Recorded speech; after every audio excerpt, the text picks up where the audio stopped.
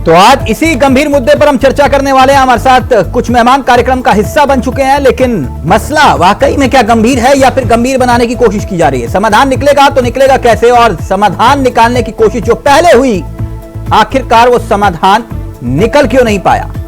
आखिरकार विवाद है क्या और क्यों आने वाले दिनों में यह विवाद बढ़ सकता है? आज इसी मुद्दे पर हम चर्चा करने वाले हैं। हमारे साथ जो कार्यक्रम में हिस्सा बनने जा रहे हैं वो मेहमान कुछ ही देर में आपकी स्क्रीन पर होंगे। बीजेपी की तरफ से चंद्रभूषण सिंह इस कार्यक्रम का हिस्सा होंगे। रतन तिवारी कांग्रेस का नेता है, कांग्रेस के चेहरे हैं, और साथ ही साथ मास्टर स्वराज हमारे साथ होंगे, किसान नेता है। सतीश जी हमारे साथ होंगे, किसान नेता है, और आलोक पांडे राजनीतिक विश्लेषक इस कार्यक्रम का हिस्सा होंगे।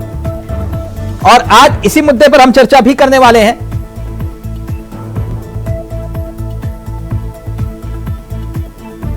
तो चलिए सीधा रुख करेंगे अपने मेहमानों की तरफ। सभी आपकी स्क्रीन पर है, आप सभी का बहुत बहुत स्वागत है। सबसे पहले मैं सतीश जी, आप स्टूडियो में हैं तो आप ही से इस चर्चा की शुरुआत जी।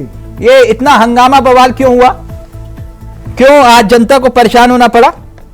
देखिए, गौतम बुद्ध नगर का किसान अपने अधिकारों को लेने के लिए बार बार प्राधिकरणों से बार बार हमने प्रयास किया कि प्राधिकरण के अधिकारी हमारी समस्याओं का समाधान करें, और उनके बरगलाने के बावजूद जब हमारे किसानों को 14 वर्ष हो गए संघर्ष करते हुए, चाहे अगर मैं और बड़ी बात करूं 2011 से कर रहे हो ना आप? 2011 से कर रहे हैं, उससे पहले नोएडा के किसान संघर्ष कर रहे हैं, ग्रेटर नोएडा के किसान संघर्ष कर रहे हैं, यमुना की मैं बात कर रहा हूं।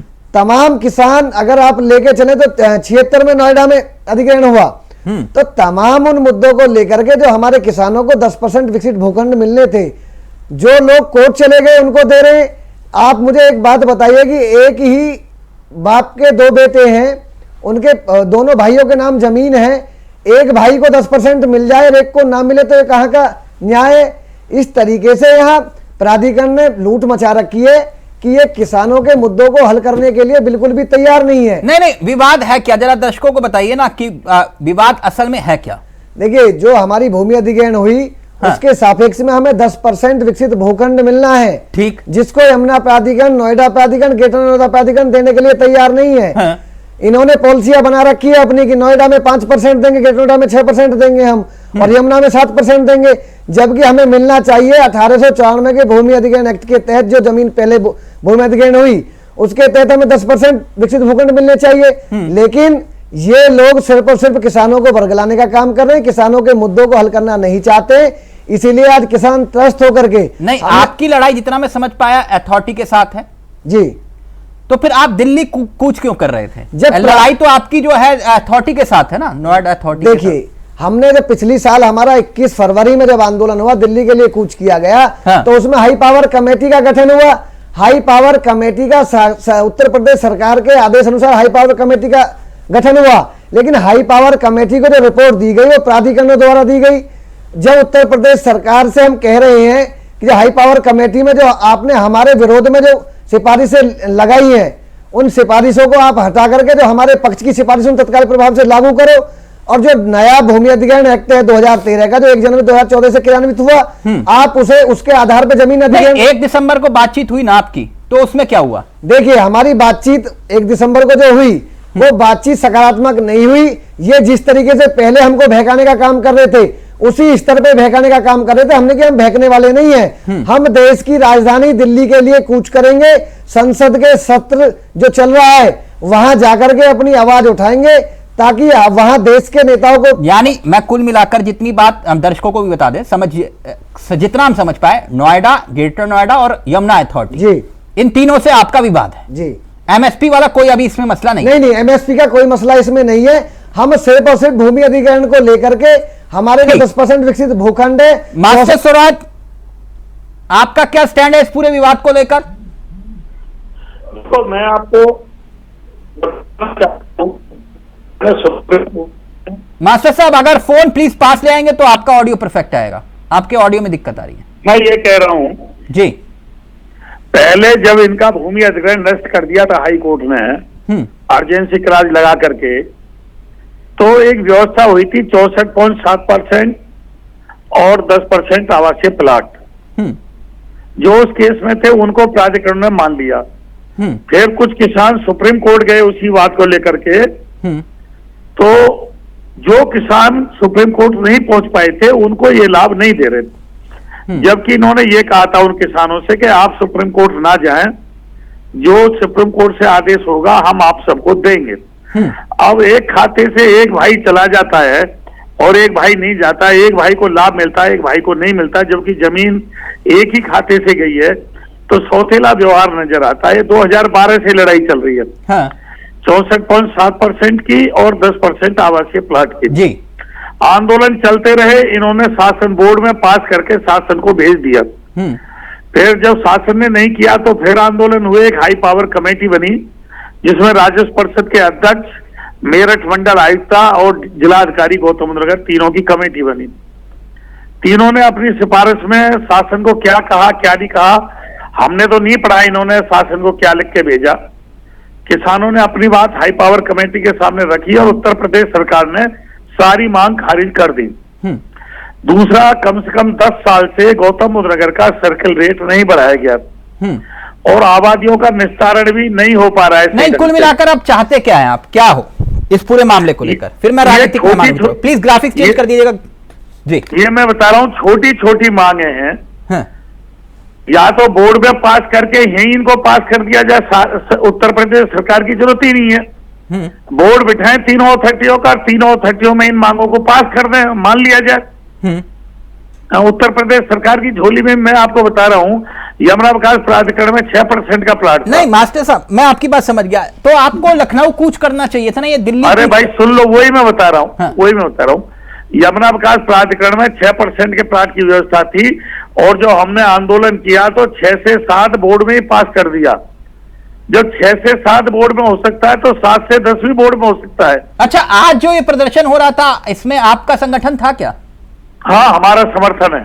नहीं, समर्थन नहीं, वहां पे थे आप मौजूद? नहीं, आंदोलन में नहीं थे। किसानों की मांगों के लिए हम भी आंदोलन करते रहे। नहीं करते रहे थे या नहीं, मैं इतना जानना चाह रहा हूं। मैं ये कह रहा हूं किसानों की जो वाजिब मांग है उनके साथ है। और दूसरा, अगर किसानों के साथ सरकार छेड़छाड़ करती है, आंसू गैस के गोले छोड़ती है या लाठीचार्ज करती है। आप किसान नेता है, आपका संगठन है और आप कह रहे हो कि नहीं समर्थन दे रहे हैं हम, लेकिन थे नहीं वहां, ये बात समझ में नहीं आई।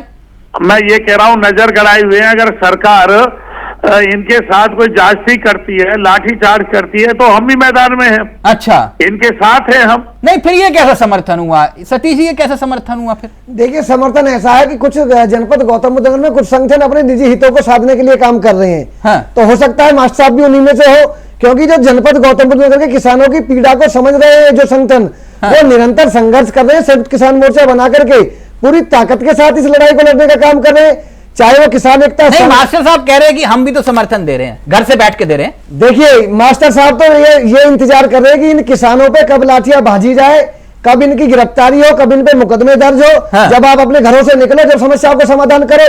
देखिए, इस तरीके से नहीं होता है संघर्ष। जो ज्यादा संयुक्त किसान मोर्चा तुम यार चैनल पे बैठ के बकवास कर रहे हो, तुम ज्यादा ईमानदार नेता लग रहे हो मुझे। संयुक्त किसान मोर्चे के रूप में आकर के सब संगठन, जितने भी तमाम गौतम बुद्ध नगर संगठन काम कर रहे हैं, वो सारे संगठन एकजुट होकर के पूरी ताकत लगा रहे हैं। और देखिए, 10 संगठन इस संयुक्त किसान मोर्चे में काम कर रहे हैं, लेकिन जो बाहर से लोग संगठन चला रहे हैं वो संगठन भी यहाँ आज मौजूद रहे हैं। 25 तारीख से अंदर वो मौजूद है।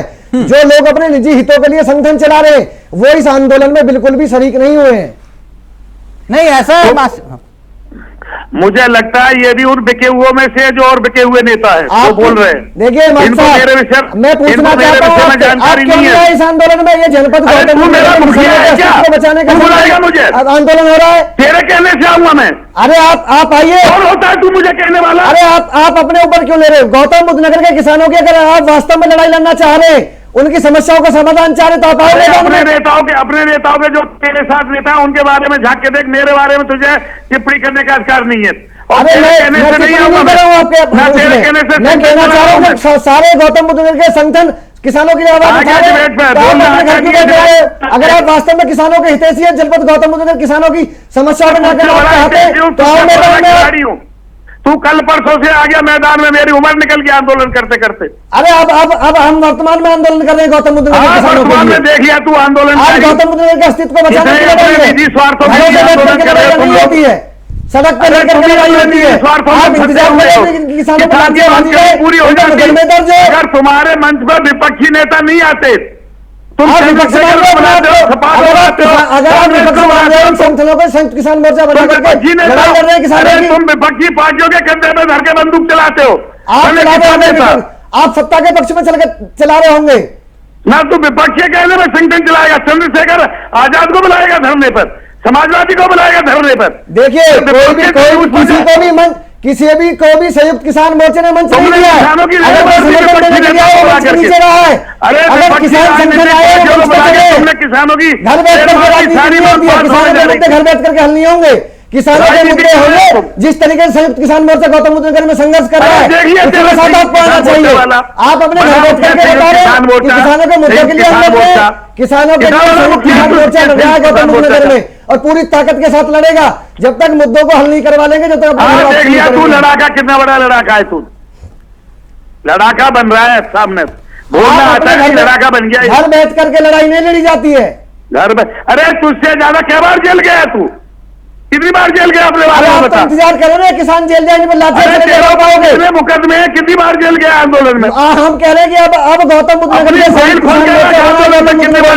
गौतम बुद्ध नगर आप इसे व्यक्तिगत क्यों ले रहे हैं? 7% जब सुप्रीम मास्टर साहब एक मिनट व्यक्तिगत बात नहीं है। गौतम बुद्ध नगर जितने भी संगठन चल रहे हैं, तमाम संगठन किसानों के साथ चल रहे हैं, बहुत संगठन के लिए चल रहे हैं।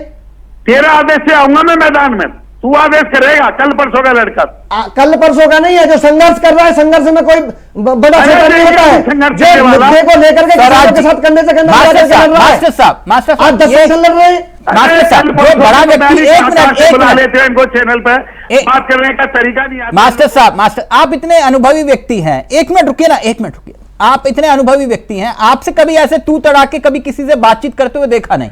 नहीं से बात करने का तरीका ही नहीं। आप कम से कम आप सर वो तहजीब से तो आप बात करते हैं, आप आज इतना आपा क्यों खो रहे हैं अपना? नहीं, दूसरे के ऊपर इसे उंगली उठाने का क्या अधिकार है ये बताओ। अच्छा एक मिनट मुद्दे पर आते ना मास्टर साहब, आप भी भलाई चाहते हैं, वो भी किसानों की भलाई चाहते हैं। एक मिनट रुके ना, चंद्रभूषण जी मामला तो आप समझ गए होंगे, पूरा विवाद क्या है वो भी समझ गए होंगे आप जी। लेकिन 6 और 8 तारीख अभी तो किसान मान गए, लेकिन 6 और 8 तारीख को दिल्ली कूच करने की बात कर रहे हैं। अगर ये अड़ गए तो फिर 2021 वाला नजारा याद है ना आपको? दिल्ली के तमाम बॉर्डर सील, धरने पर किसान, और फिर आपको आकर माफी मांगनी पड़ेगी।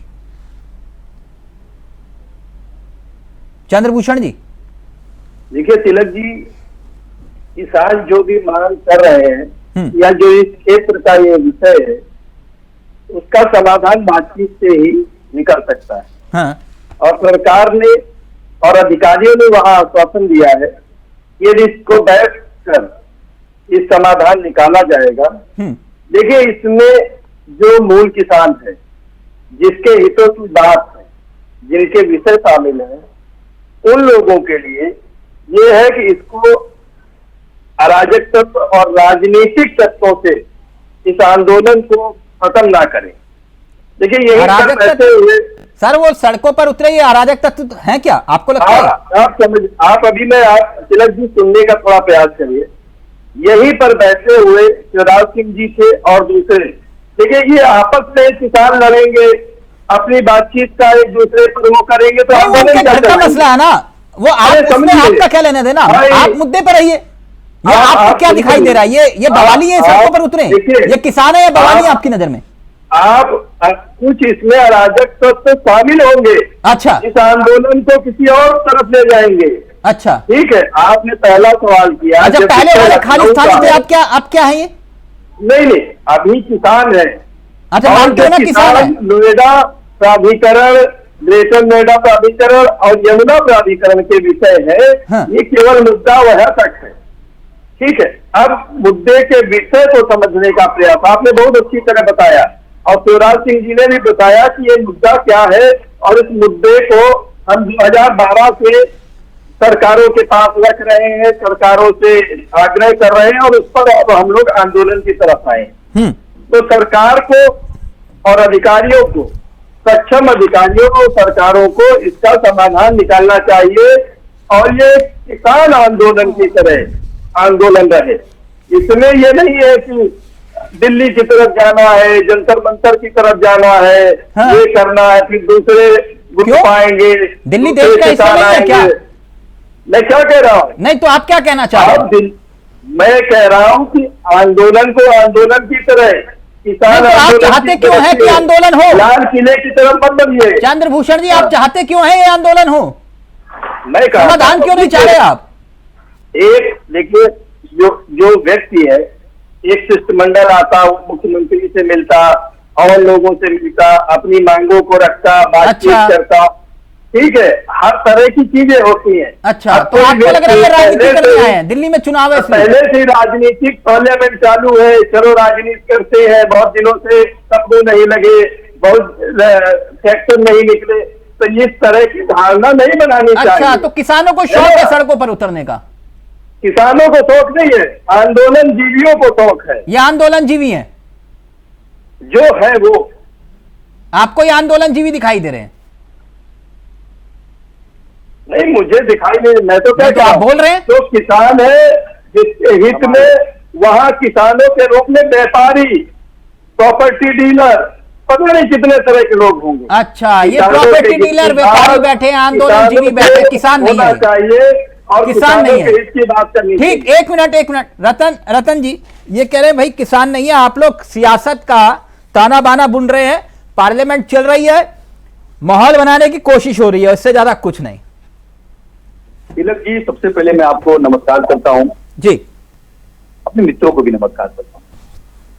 यह कह रहे हैं कि पार्लियामेंट चल रही है, किसान आंदोलन कर रहा है और किसानों को आंदोलन जीवी कह रहे हैं, और ये बार बार बयान भारतीय जनता पार्टी की तरफ से आता है। किसानों को आंदोलन जीवी कहते हैं, किसानों को खालिस्तानी कहते हैं, किसानों को उग्रवादी कहते हैं। अरे भैया, मैं बार बार आपसे कहता हूं कि जब देश के मंदिर में जब प्रधानमंत्री बैठते हैं, देश के कोने कोने से आके लोकसभा के सदस्य बैठते हैं, किसान तो वहीं जाएगा ना जब आप नहीं सुनेंगे, और आप किसानों को आंदोलन जीवी कह रहे हैं। आप कैसी बचकानी हरकत कर रहे हैं चंद्रभूषण जी, पूरा देश देख रहा है। यही आपने गलती की थी जब आपने मध्य प्रदेश जीता था, छत्तीसगढ़ जीता था, राजस्थान जीता था, उस समय आंदोलन जीवी कहा था, और उत्तर प्रदेश में लोकसभा चुनाव में आपका महत्व क्या हुआ था, और वही गलती आप दोहराव की बात नहीं है, ये राजनीति की बात नहीं है।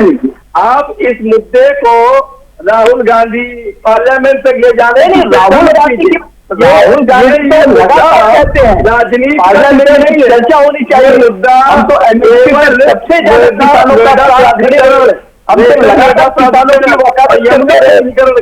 प्रधानमंत्री किसानों को एमएसपी देने की बात सब करता था। आज प्रधानमंत्री बन के 10 साल से ज्यादा समय हो गया, एमएसपी पे बात ही नहीं करना चाहते। आंदोलन चल रहा है 10% जमीन के लिए, उस पर भी बात नहीं करना चाहते। भैया, कम से कम किसानों की तो कद्र करिए। अच्छा रतन जी, एक मिनट, आप उनको कह रहे हो कि आपने हश्र देखा लोकसभा चुनाव का, ये देखा, तो हरियाणा में क्या हुआ? बिना किसानों के सरकार बना ली इन्होंने पूर्ण मोहम्मद से। तिलक जी, तो हरियाणा वाले किसान है कि नहीं है? मैं तो बार बार कह रहा हूं, हरियाणा में चुनाव जो हुआ उसका वोट प्रतिशत आप देखेंगे सर, वोट प्रतिशत से सरकार नहीं बनती है ना सर। प्रतिशत से आपको लगेगा कि किसानों ने, रोहा के खिलाड़ियों ने जमकर कांग्रेस का साथ दिया। रतन जी, इसका मतलब इनका सुपड़ा साफ हो जाना चाहिए था। पश्चिमी उत्तर प्रदेश में उपचुनाव होता है, चुनाव जीत जाते हैं। मैं आपकी बात मानूं, अगर कोई व्यक्ति प्रताड़ित है तो वो उसको वोट क्यों करेगा जो उसको परेशान कर रहा है? मैं तो बार बार कह रहा हूं, अगर हमारे स्वराज सिंह जी और हमारे दूसरे मित्र, अगर ये दोनों एक होके भारतीय जनता पार्टी के खिलाफ सड़क पे उतरते, तो मुझे लगता है कि लड़ाई नहीं। तो आपको मास्टर साहब क्या बीजेपी के एजेंट दिखाई दे रहे हैं क्या? अगर वो मैं तो ये नहीं कह रहा हूं, मैं तो ये नहीं कह रहा हूं। वो तो मास्टर स्वराज इस बात को लेकर आपत्ति जता रहे कि हम अपनी लड़ाई लड़ रहे हैं, लेकिन राजनीतिक दल दखल दे रहे हैं, तो ये उनको आपत्ति है। मास्टर साहब बड़े मजबूती से किसानों की आवाज बनते हैं, भारतीय जनता पार्टी के खिलाफ मुखरता से बोलते हैं, लेकिन इनकी बात मैं सुन रहा था, ये कह रहे थे जब किसानों के ऊपर लाठीचार्ज होगा, आंसू गोले छोड़े जाएंगे, तब हम मैदान में मोर्चा संभालेंगे। मैं तो उनसे कहता हूं कि आप मजबूत किसान नेता हैं। जल्दी से मास्टर स्वराज फिर आलोक जी बहुत देर से वेट कर रहे हैं, प्लीज मास्टर जी। आइए, मास्टर जी वो कह रहे हैं एकजुट नहीं होगे तो फिर आंदोलन का मतलब क्या रह गया, और आप जो है इस बात का इंतजार कर रहे हैं, जो कांग्रेस के नेता कह रहे हैं कि भाई कि आंसू गैस के गोले छोड़े जाएंगे और लाठियां चलाई जाएंगी, फिर मास्टर स्वराज का संगठन निकलेगा। देखो कांग्रेस नेता का बयान। मेरा कहना यह है, शांतिपूर्वक आंदोलन चल रहा है। हाँ, और मैं सरकार से और प्रशासन से कहना चाहता हूं कि किसानों की बात सुने और किसानों की जो वाजिब समस्या है उनका निस्तारण करें। किसानों पर कोई बल प्रयोग करने का या आंसू गैस छोड़ने की हिमाकत सरकार ना करे। अगर हिमाकत करी तो जो संगठन अभी घर बैठे हुए हैं वो भी मैदान में कूद जाएंगे। ठीक, रतन जी क्लियर है। दूसरी बात यह है कि मास्टर स्वराज वो स्वराज है कि जब अभी हाई कोर्ट ने 64.7% का यमुना विकास प्राधिकरण का शासन आदेश समाप्त कर दिया था, तो डॉक्टर सूरज सिंह एडवोकेट को सुप्रीम कोर्ट में सिर्फ हमारे संगठन ने अपील की थी और कोई संगठन नहीं गया था सुप्रीम कोर्ट में। और 64.7% जिसको ये मांग रहे हैं आज, उसको हम ही बहाल करा के लाए थे वहां से सुप्रीम कोर्ट से। ठीक है, एक मिनट, यानी कुल मिला के आपकी आपत्ति इस बात को लेकर है कि विपक्ष इसे हाँ, मैं राजनीतिक मंच ना बना। जिस मंच पर गैर राजनीतिक, ये जो राजनीतिक जो विपक्षी मंच होता है, हाँ, मैं उस पर जाने में अपनी शोभा नहीं मानता। वो जो हाईजैक कर लेते हैं ना आंदोलन को, उस बात को लेकर ऑब्जेक्शन है मुझे विपक्षी। अरे भाई, जब ये सत्ता में होते, समाजवादी सत्ता में थी, हाँ, और जब ये हमारा हुआ था ये 10% का प्लॉट और 64% तो समाजवादी दे देती जी। जब इनकी सरकार होती है तो नहीं देते। जल्दी से आरोप आ रहा हूं फिर। जब इनकी सरकार होती तो नहीं देते, जब दूसरी सरकार होती तो उंगली उठाते हैं। और ये सरकार चली जाएगी, ये सरकार आएगी, देश नहीं जाएगी। करोड़ रुपए अगर जो सरकार सत्ता में होती है वो किसान को भूल जाती है। किसानों के लिए कांग्रेस पार्टी खड़ी रही। और मैं अभी भी कहता हूं, राहुल गांधी जी ने तो पहले ही कह दिया है कि जिस दिन सरकार में आएंगे एमएसपी को हम लागू करेंगे। हमने तो स्टैंड अपना क्लियर रखा है। और आप लोग लड़ाई नहीं है, आंदोलन ही नहीं है एमएसपी का। अरे भैया, मैं जानता हूं एमएसपी की लड़ाई नहीं है, लेकिन हमने तो एमएसपी पे भी अपना स्टैंड क्लियर रखा है। मैं ये कह रहा हूं, आपकी तो सरकार ही नहीं आई जब से 10% का और 64% का बात हुआ है। सरकार समाजवादी की रही उत्तर प्रदेश में, वो नहीं दे पाई। और ये सरकार जब ये भाजपा समाजवादी सत्ता में आ जाएगी, किसान एक बार फिर सड़कों पर हैं। कुल मिलाकर चंद्रभूषण जी ने समझाया कि दिल्ली में चुनाव आने वाले हैं, पार्लियामेंट चल रही है, माहौल बनाने के लिए आ रहे हैं। जो पार्टी विपक्ष में होती है उसे किसान की याद आती है, और जो सत्ता में चली जाती है किसान को भूल जाती है। ठीक, मास्टर साहब एक मिनट, वो उसका रतन जी जवाब देंगे, अभी रुक जाइए एक मिनट। आलोक जी बोलिए। मेरा मानना है कि जो सत्ता में होता है उसका चरित्र इतना एरोगेंट क्यों हो जाता है। ये बयान भाजपा से मुझे उम्मीद नहीं थी। कम से कम जब तक ये सिद्ध न हो जाए कि ये प्रत्यक्ष न दिखाई देने लगे कि मैटर पॉलिटिसाइज है, तो आप अपनी तरफ से बयान न दिए। मेरा एक मतलब विश्लेषण है, मैं भाजपा को सुना देने वाला कोई नहीं होता, लेकिन सत्ता में आते ही इस तरह की बात एरोगेंसी को दिखाती, पहली बात। दूसरा, जितना मुझे आज दिन भर में समझ में आया, किसानों की मांग जायज है। अगर 10% तो 64.5% की बात है, सुप्रीम कोर्ट से निर्णय आ चुका है, तो वो देने में फिर क्या दिक्कत है?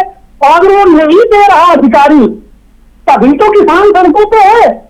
नहीं, अधिकारी को थोड़ी नहीं है सर, अधिकारी ने घर से थोड़ी ना देना है आलोक जी। अगर सरकार चाहे तो 1 घंटे में मुआवजे का ऐलान हो जाए ना, कि नहीं हो सकता?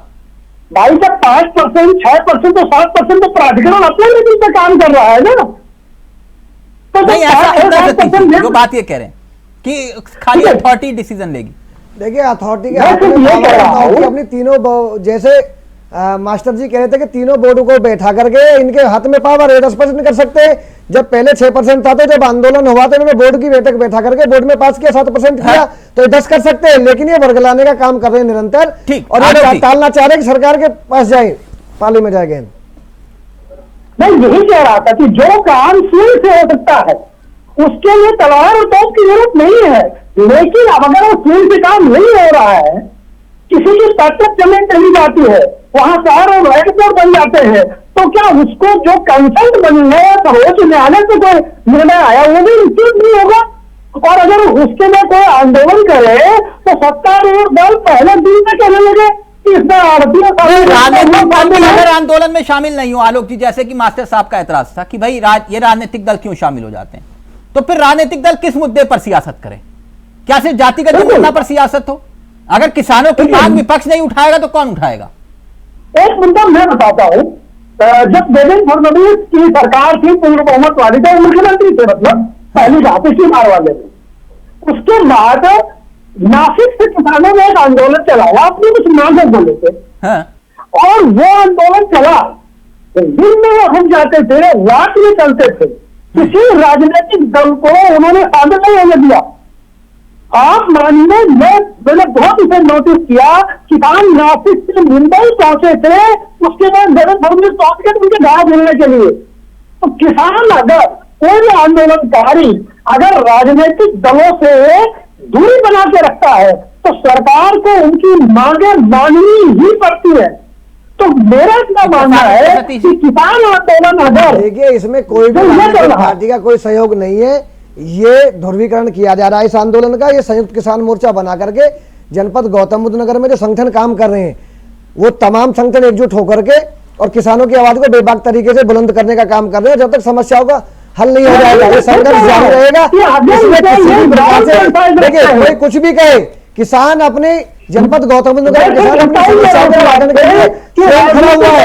हमें किसी की ये नहीं है कि हमें किसी का सहयोग मिल रहा है। आम किसान अपने घरों से निकल रहा है और वो अपनी समस्या को समाधान करने के लिए सड़कों पर आया है। कोई शौक नहीं है किसानों को शादी में आने के लिए। अरे सर, मैं फिर कह रहा हूँ, शौक नहीं है किसानों को आने के लिए। किसान अपनी समस्याओं का हल कराने के लिए दिल्ली की तरफ चल रहा है।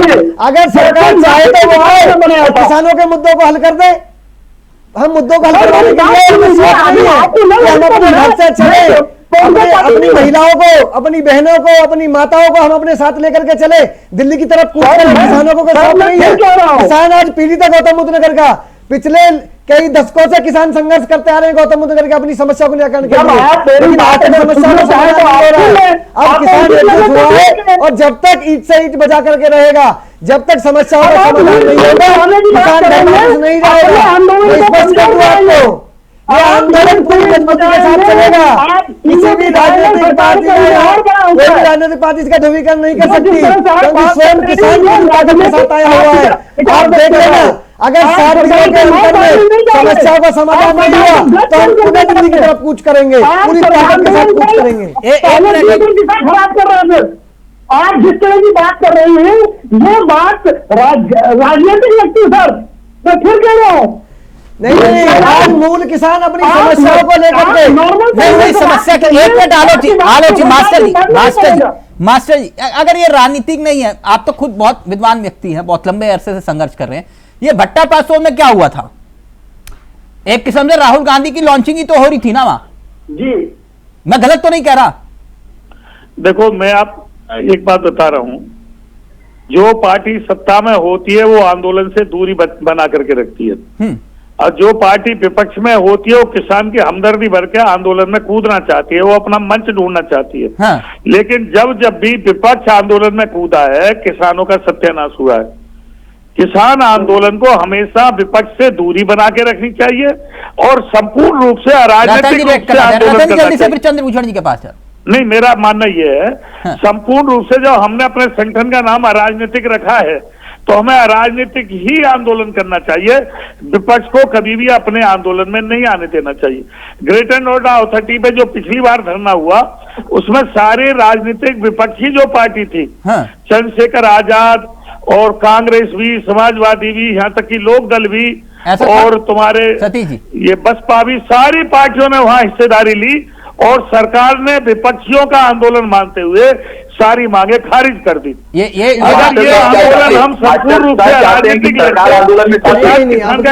भला भी मोर्चा बना करके पूरी ताकत के साथ किसी भी प्रकार से कोई कमी इस आंदोलन में नहीं है। ठीक, रतन जी कुछ कह रहे हैं। रतन जी प्लीज जल्दी से। मैं ये कह रहा था, मास्टर जी ये चाहते हैं कि आंदोलन में सरकार का सहयोग मिले कि विपक्ष का सहयोग ना मिले? नहीं, विपक्षी अजीब सी बात है।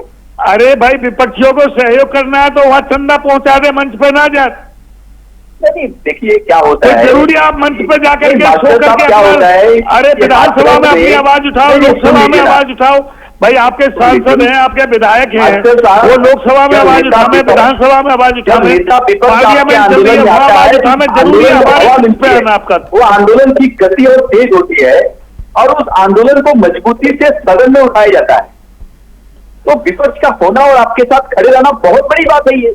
नहीं, विपक्ष का काम है पार्लियामेंट में आवाज उठाए, विधानसभा में आवाज मुख्य उठाए। भूमिका में हो, आप आइए, हमारे आंदोलन को गति दीजिए, सहयोग करिए। आप कह रहे हैं विपक्ष को आना नहीं चाहिए। किसान को गति दे नहीं पा रहा है, आप किसान आंदोलन क्या गति देंगे? आलोक जी देखिए फिर पर्सनल हो गए आप भाई, वो आपने नहीं आप एक व्यक्ति की नहीं बात कर रहा। नहीं विपक्ष की आपने आपको गति नहीं दे पा रहा, मतलब वो किसानों की आवाज ना उठाए। आलोक जी ये कह रहे हो आप? अरे भाई मैं तो कह रहा हूँ आवाज उठा नहीं सकते ना, आप कर देंगे। नहीं, आप- नासिक का उदाहरण बताओ आपको, नासिक के किसानों ने नेताओं को साथ नहीं होने दिए, प्रदेश किसानों के पास नहीं रहे थे, गाँव नहीं रहे थे। नॉन पॉलिटिकल आंदोलन रखेंगे, ये सरकार आपके पैरों में होगी, मेरी गारंटी है। जितना मैं समझता हूँ सरकारों के चरित्र मतलब आप ये कह रहे हो मास्टर स्वराज कह रहे हैं, बिल्कुल सही कह रहे हैं। ओके रतन जी प्लीज जल्दी से फिर चंद्र पूछेंगे। वो ये कह रहे हैं कि दखल मत दो, इनको कम से कम इतना अपना हक लेने दो, अगर आप बीच में कूदे तो फिर दिक्कत और बढ़ जाएगी, फिर राजनीतिक हो जाएगा मसला। रतन जी आलोक जी कह रहे हैं। आलोक जी उस समय, आलोक जी जब किसान 750 से 850 किसानों ने अपनी जान गंवा दी थी, तो आप क्या किसानों के साथ खड़े थे? आप नहीं खड़े थे। कांग्रेस पार्टी खड़ी थी, विपक्ष खड़ा था। विपक्ष हमेशा जब जब इस देश के लोगों के साथ अन्याय होगा, विपक्ष अपनी भूमिका के साथ उनके साथ खड़ा रहेगा। ये हमारी नैतिक जिम्मेदारी है और उस जिम्मेदारी को निभाएंगे। आपके कहने न कहने से कुछ नहीं होने वाला है। अरे जबरन थोड़ा निभाएंगे। अरे क्यों नहीं निभाएंगे? देश ने हमको विपक्ष की जिम्मेदारी दी है, देश ने हमको विपक्ष अरे की अगर जिम्मेदारी किसान दी है। आंदोलन में किसान नहीं चाहते आपकी भूमिका, तो जबरन थोड़ा करोगे।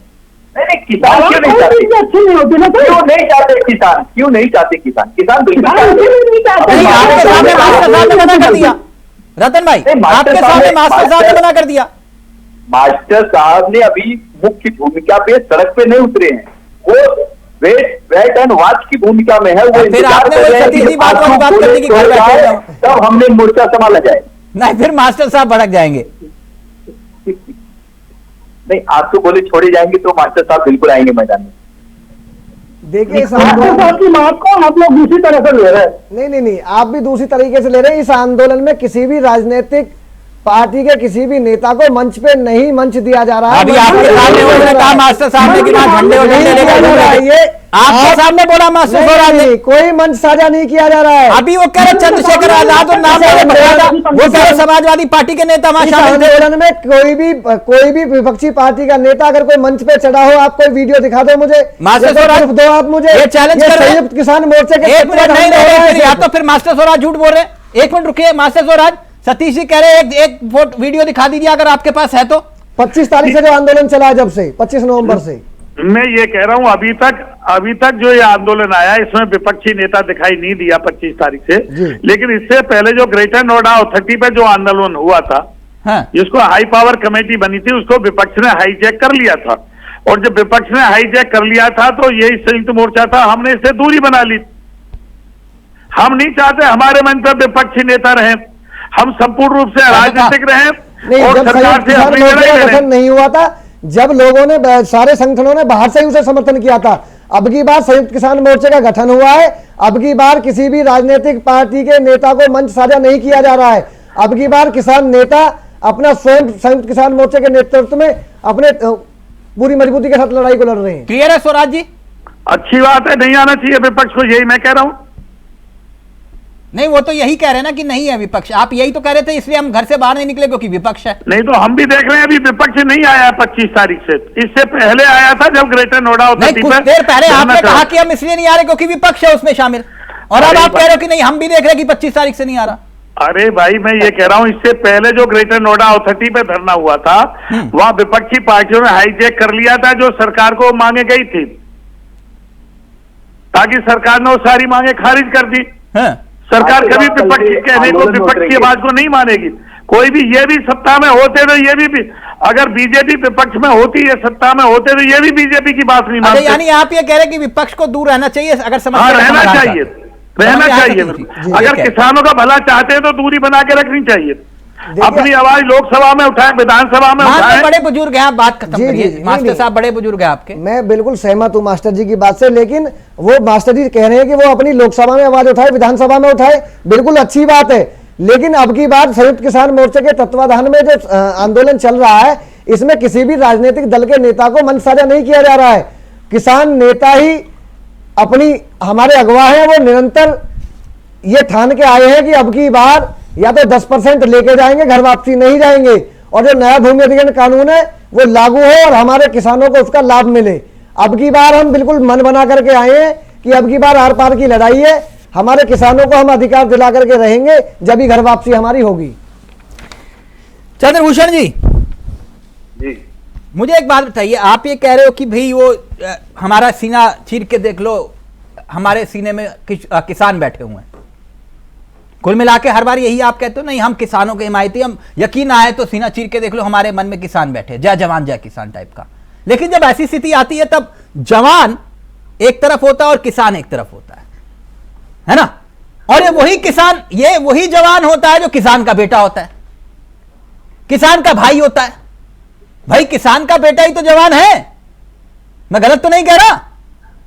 और वही बंदूक ताने खड़ा हो जाता है अपने किसान परिवार के खिलाफ।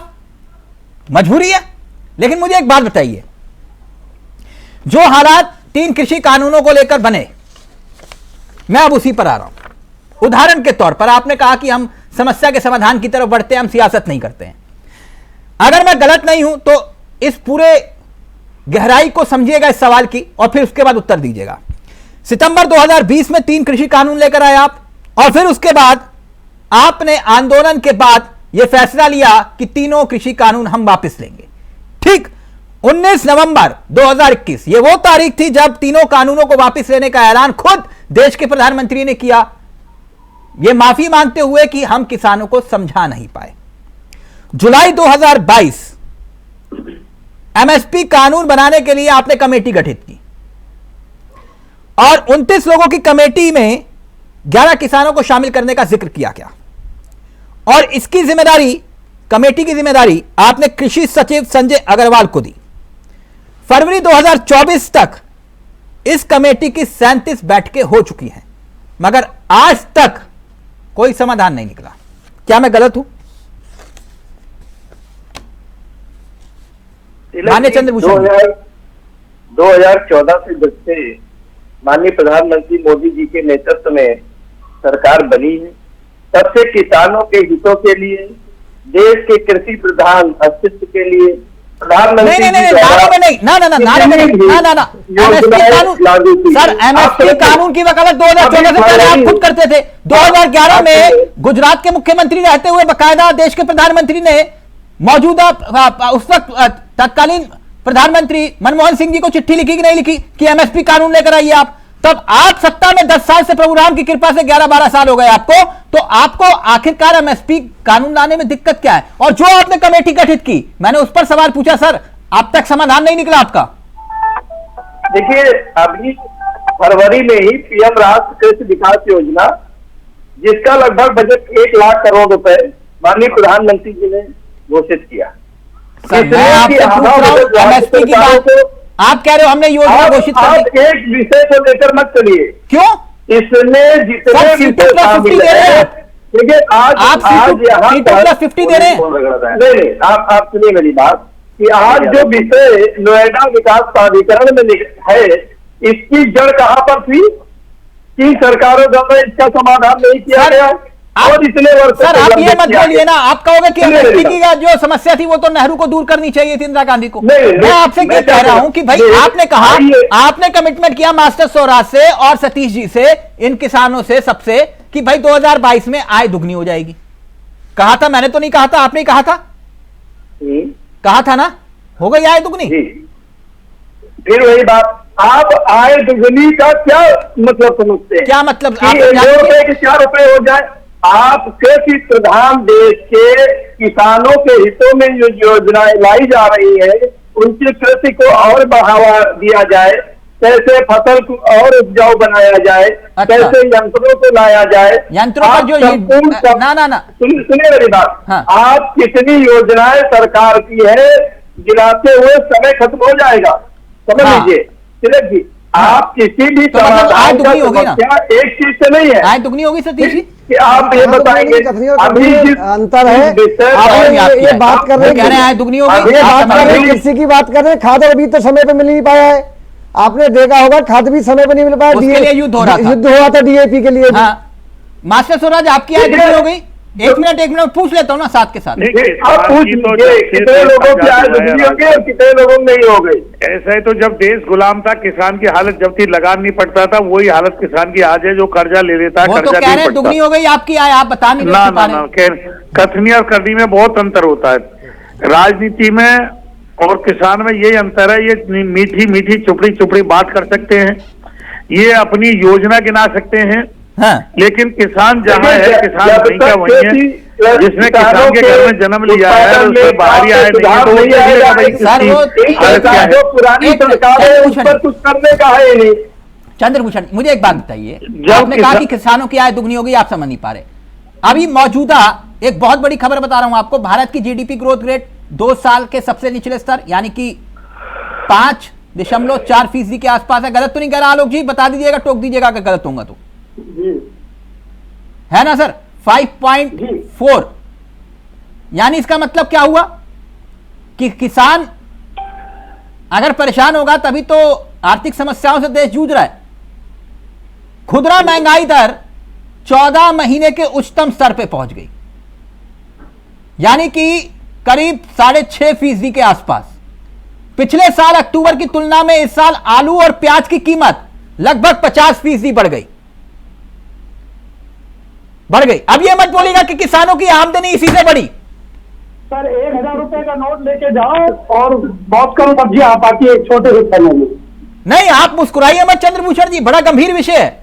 अरे आप मजाक कर रहे हैं गंभीर विषय पर, मतलब मैं क्या मजाक कर रहा हूं सर? इसमें मुद्दे पर बातचीत कर रहे हैं, उससे कर ही नहीं रहे। नहीं, मुद्दे सर, ये किसानों का मुद्दा नहीं है भाई। आलू ये बोए और आप इनसे 2 रुपए में आलू लेकर जो है, आलू के चिप्स बनाने वाली कंपनी जो है वो 50 रुपए में बेचे, तो क्या ये मुद्दा नहीं है देश का?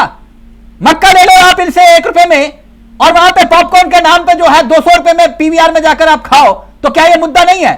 ये मिला सतीश को 1 रुपया, या मिला या मास्टर स्वराज को 1 रुपया?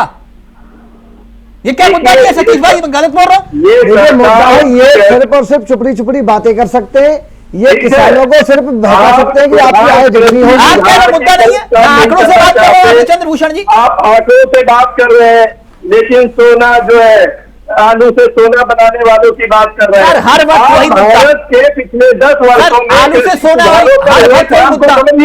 ठीक है, आप कृषि सुधारों पर सरकार द्वारा किए हुए कामों को भी तो समझाएंगे कि आप नहीं समझेंगे पाए। ये बड़ी प्राधिकरण का आया हुआ है, ये 2012 का था। हरीश जी ने बताया, सपा की सरकार थी, केंद्र में कांग्रेस की समाधान सरकार कौन थी, करेगा? इंदिरा गांधी। लेकिन आज जो विषय उठा है उसका समाधान आलोक जी, ये समस्या का समाधान होते हुए दिखाई दे रहा है। अच्छा, चंद्रभूषण जी कह रहे नामों वाली बातें मत करो भाई, जिसमें आंकड़े होंगे उस टाइप का मामला नहीं। मेरा मानना है कि एक समाधान नहीं निकलेगा ना, 75 साल में निकला है ना निकलेगा। हाँ। किसान का बेटा हूँ, पिताजी मेरे परेशान है डीएपी एरिया के लिए। मैं गाँव गया, कानपुर के पास में बिल्कुल कुर्सी रहा है मेरा, और डीएपी नहीं मिल रही। मेरे पापा बोले 3 दिन तुम उठाओ, डीएपी नहीं मिल रही। तो आप क्या करें, डीएपी नहीं दे पा रहे, कम वजन वाली भी नहीं दे पा रहे, जितना वजन आप घटाते जा रहे हैं, और आप बातें बड़ी बड़ी कर रहे हैं, ये बात ठीक नहीं है। किसानों के लिए सब कुछ करिए ढंग का, योजना नहीं, ग्राउंड लेवल पे उनका क्या जीवन स्तर बढ़ा।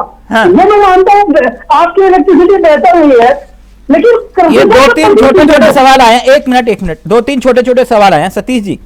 वो ये कह रहे हैं कि भाई सब कुछ सियासत और प्लानिंग के हिसाब से हो रहा है। दिल्ली में चुनाव आ रहे हैं तो इसलिए किसान दिल्ली कूच कर रहे हैं, दिल्ली याद आ रही है, कुछ ऐसा है क्या? ऐसा कोई हमारा उद्देश्य नहीं है कि दिल्ली में चुनाव आ रहे, हम किसी को चुनाव जिताने और चुनाव हराने का जिम्मा हमारा नहीं, नहीं है। गन्ने की कटाई का वक्त है ना, वो कह रहे कि भाई आप इस वक्त निकले हो। ये तो गेहूं की फसल में पानी लगाने का भी समय है। हाँ। लेकिन हमारी जो मुद्दे, हमारी जो समस्या है 10% की और 64.7% अतिरिक्त प्रति कर की है, नई भूमि अधिग्रहण कानून को लागू कराने की है, ये पिछले लंबे समय से हम संघर्ष कर रहे हैं। मास्टर साहब, आपके लिए भी एक सवाल आया है, कोई आपका चाहने वाला होगा, वो ये कह रहे हो कि आप हर मुद्दे पर आंदोलन करने की बात करते हो, किसान खाद को लेकर बहुत परेशान रहा, आंदोलन किया क्या आपके संगठन ने? नहीं, खाद पे भी आंदोलन हुए, हर जिले में आंदोलन हुआ है, ऐसा आपने नहीं किया है। क्या? अरे हमारे संगठन ने हर जिले में आंदोलन किया भाई खाद पे। अच्छा, वो पूछ रहे थे, मैंने तभी आपसे सवाल कर दिया। हर जिले में भारतीय किसान लोक शक्ति ने आंदोलन किया, डीएपी पे और यूरिया पर, और जहां जहां जरूरत पड़ती है वहां आंदोलन करते हैं। ऐसा नहीं है, आंदोलनकारी संगठन है, संपूर्ण रूप से राजनीतिक है। जब 64.7% हाई एक कोर्ट ने सवाल और फैसला आया किया आपके था, लिए, वो ये कह तो रहे हम कि ही क्या सुप्रीम कोर्ट गए एक थे। मिनट, क्या मास्टर साहब, क्या जब किसान आंदोलन हो रहा था तब भी उन्होंने किसानों का साथ छोड़ दिया था, ये सच है या झूठ? किसने? जब किसान आंदोलन हो रहा था तब आपने वहां से अपना बोरिया बिस्तर बंद कर दिया था, इस तरह का नहीं नहीं सवाल नहीं, किया? नहीं, ना ना ना, गलत बात है। हमारा दलित प्रेरणा स्थल पे धरना चल रहा था, रात को पुलिस ने आकर के धरना उठाया था। तो फिर उसके बाद शामिल नहीं हुआ आप? सुनो, जो रात किसानों के लिए भारी थी, हाँ। दलित प्रेरणा स्थल पे उस दिन रात को हमारी जनसंख्या कम थी, नफरी कम थी, तो रात को 11 बजे पुलिस ने आकर के टेंट उखाड़े हमारे, और अगले दिन गाजीपुर पे पहुंचे हम समर्थन देने। हाँ, तो मतलब उसके बाद से धरने पर नहीं थे आप? नहीं, हम गाजीपुर पे थे, क्यों नहीं थे? अच्छा, ठीक है, वो कंफ्यूजन हो सकता है, उनको पूछ रहे ना ना ना, गाजीपुर पे थे तुरंत। थे। हमारा अगला भाई आपको लगता है ये समस्या का समाधान हो जाएगा? मैं ये कह रहा हूं, अगर टिकैत साहब रोते नहीं तो गाजीपुर का भी धरना उखड़ गया था। सरकार तानाशाही पे थी उस दिन। ठीक, अच्छा, मास्टर साहब, लगता है आपको समस्या का समाधान हो जाएगा? देखो, ये तो सरकार के हाथ में, मैं तो कहता हूं सरकार को छोटी छोटी मांगे मान लेनी चाहिए, किसान को परेशान नहीं करना चाहिए। ठीक, बहुत बड़ी मांग नहीं मांग रहा किसान, किसी की राजगद्दी नहीं मांग रहा। नहीं, राजगद्दी तो आप देने वाले हैं, किसान हाँ। गद्दी क्यों मांगोगे आप? तो अपनी छोटी छोटी समस्याएं इनको सरकार को सुनना चाहिए। नहीं, तो बाबा टिकैत कहते थे ना, 100 में से जो है भैया पहले 25 रख लो, फिर 75 की लड़ाई लड़ो। मैं तो ये कह रहा हूं जो प्राधिकरण के चेयरमैन है वो बोर्ड में आकर के इन बिंदुओं को पास कर दें और लागू कर दें। चलिए, ठीक, बहुत बहुत शुक्रिया मास्टर साहब, आपका भी, सतीश जी आपका भी, रतन जी आपका भी, आलोक जी आपका भी, और चंद्रभूषण जी आपका भी बहुत बहुत शुक्रिया।